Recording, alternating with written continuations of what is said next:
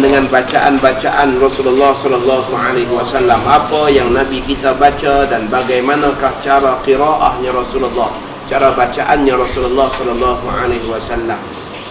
Para ulama telah mengumpulkan akan bacaan-bacaan bacaan-bacaan Al-Quran yang diperdengarkan oleh Rasulullah sallallahu alaihi wasallam ni dengan berbagai-bagai wajah bacaan, yang wajah yang dikatakan mutawatirahnya, yang secara pastinya adanya qiraat yang 10, qiraat yang mutawatirah, yang mana tidak boleh menolak salah satu daripada wajah-wajah bacaan tersebut. Orang yang mengingkarinya boleh jadi kafir, disebabkan ia sampai kepada kita melalui jalur periwayatan yang ramai, yang mustahil mereka itu bersepakat dan berdusta atas nama Rasulullah sallallahu alaihi wasallam. Dan bacaan yang masyhur yang ada di alam kita hari ini adalah bacaan riwayat Hafs an Asim, yang mana setiap orang daripada kita baca. Di mana-mana mana-mana daerah pun di Malaysia ni semua baca dengan bacaan Hafs an Asim. Begitulah juga di Al-Haramain, di Mekah dan Madinah juga dengan Hafs an Asim. Hanya kadang-kala aja bila dalam majlis tilawah Quran kita dengar ada yang baca pelik-pelik tu, daripada Afrika, daripada Maghribi dan sebagainya.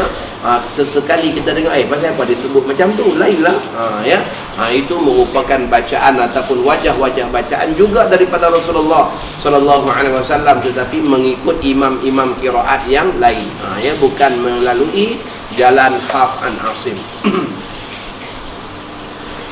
Daripada Auf bin Malik radhiyallahu taala anhu berkata, kuntu ma'a Rasulillah sallallahu alaihi wasallam lailatan fastaka summa tawadda'a summa qama yusalli faqumtu ma'ahu fabada'a, jatuh titik ba tu, ada titik ba kat bawah tu.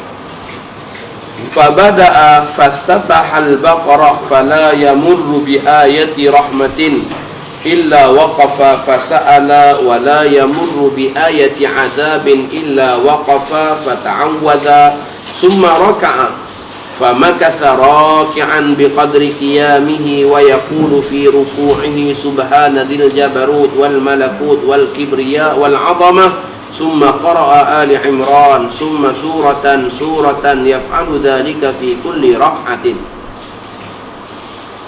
Jadi seorang sahabat bernama Auf bin Malik ni dia ikut serta sembahyang malam dengan Nabi SAW. Maka bila dikatakan sembahyang malam ialah sembahyang tahajud ataupun sembahyang witirnya Rasulullah. Maka di sini juga para ulama mengatakan bahawa ini menunjukkan kepada kita dalil bahawa ada sembahyang-sembahyang sunat yang afdalnya kita buat secara sendirian. Tetapi kalaulah saat kita buat secara berjamaah, itu tidak menjadi satu kesalahan. Sebab sabit perbuatan itu pernah dilakukan oleh sahabat yang ikut serta solat di belakang Nabi SAW. Contohnya seperti qiyamul lail, tahajud, afdalnya kita buat secara sendirian.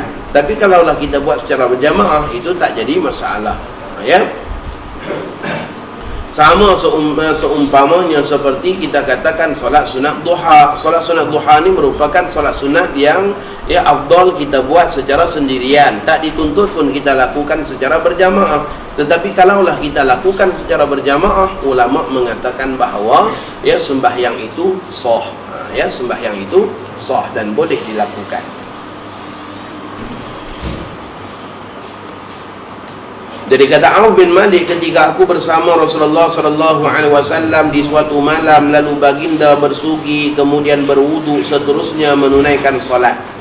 Aku pun menunaikan salat bersamanya, dia pun ikut Nabi kita salat. Dimulakan salat dengan membaca surah Al-Baqarah. Ulama mazhab Syafi'i mengatakan hadis ini diriwayat dengan jalan ringkasan.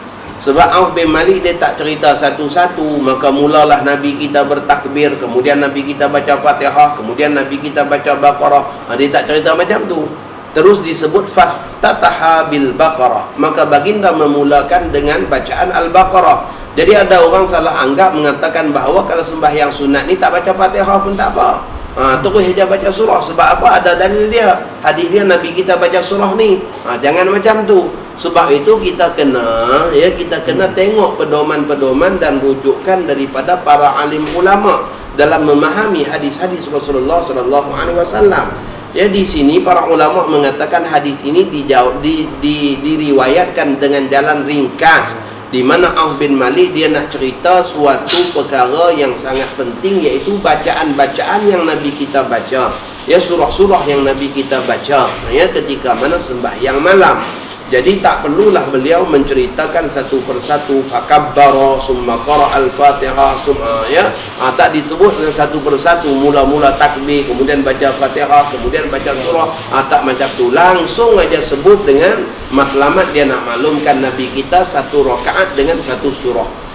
Ya, satu rakaat Nabi kita sembahyang habis surah Baqarah. Kemudian bangun pula rakaat yang berikutnya dengan habis surah Ali Imran. Kemudian bangun pula nak buatnya sembahyang lagi satu rakaat, habis pula surah yang berikutnya, ya, suratan.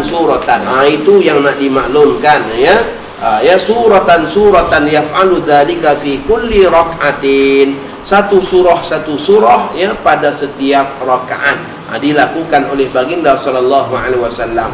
Dan di antara apa yang dilakukan oleh Nabi kita juga ialah tidak ada suatu ayat berkenaan dengan rahmat yang dibacanya kecuali Nabi kita akan berhenti dan berdoa akan rahmat Allah.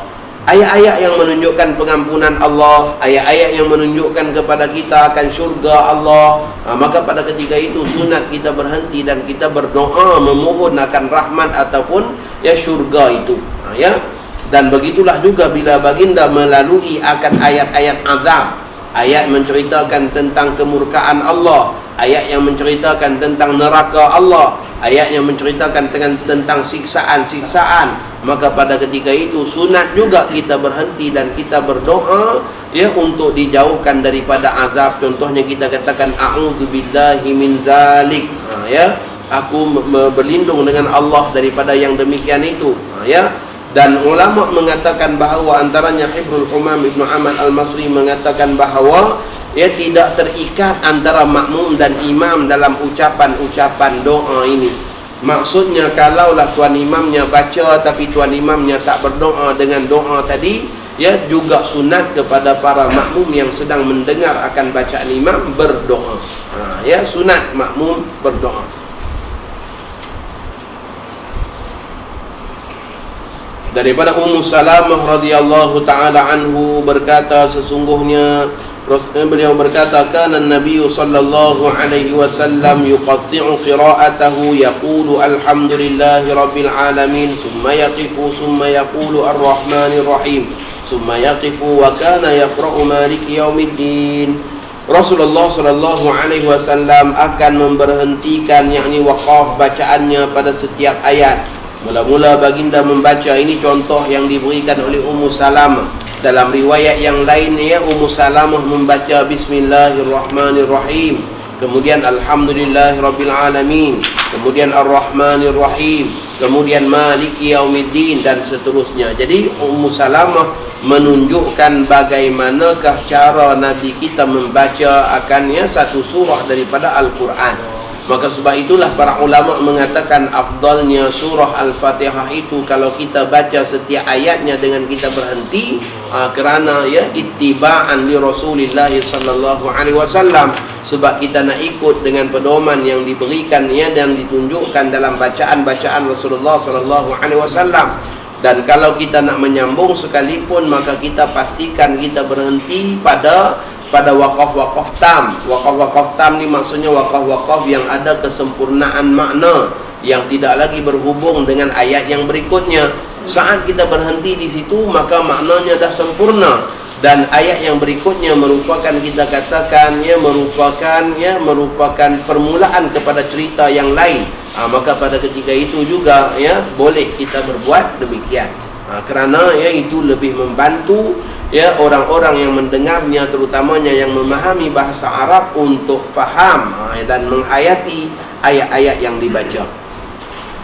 Daripada Abdullah ibni Abi Qais berkata, sa'altu Aisyah radhiyallahu ta'ala anha an qira'atin Nabi sallallahu alaihi wasallam akana yusirru am yajhar. Qalat kullu dhalika qad kana yaf'al qad kana rubbama asarra wa rubbama jahara fa qultu alhamdulillahilladzi ja'ala fil amri sa'atan. Jadi seorang tabi'in bertanya kepada Sayyidah Aisyah radhiyallahu taala anha tentang bacaan Nabi sallallahu alaihi wasallam, adakah Nabi kita perlahankan suara ataupun Nabi kita nyaringkan suara dalam bacaan Al-Quran, sudah semestinya terutamanya dalam solat dan di luar solat. Maka jawabnya kedua-duanya dilakukan oleh Rasulullah. Semua Nabi kita buat. Terkadang baginda membaca perlahan dan terkadang Nabi kita baca nyaring. Tengok pada situasi dan keadaan. Nabi kita kadang-kadang baca perlahan. Kita kalau kita baca Quran dalam masjid contohnya, saat kita baca tadi kita tengok ada orang yang solat dan sebagainya, maka pada ketika itu kita perlahankan. Kita bimbang nanti bacaan kita akan mengganggu kekhusyukan orang yang sedang solat contohnya. Maka itu dibolehkan. Terkadang baginda membaca perlahan dan terkadang baginda sallallahu alaihi wasallam membaca dengan nyaring. Maka pada ketika itu kata Abdullah bin Ibni Abi Qais, beliau katakan, segala puji bagi Allah yang telah menjadikan urusan agama ini luas. Jadi mudah. Kalaulah Nabi kita tiap-tiap hari baca kuat aja, semua orang nak baca kuat. Tapi disebabkan kadang-kala Nabi kita baca kuat, kadang-kala Nabi kita baca perlahan, maka ia jadi sa'atan lil ummah. Jadi kita katakan satu keluasan untuk umat dalam beramal dan mudah kepada umat untuk beramal dengan agama, insya-Allah.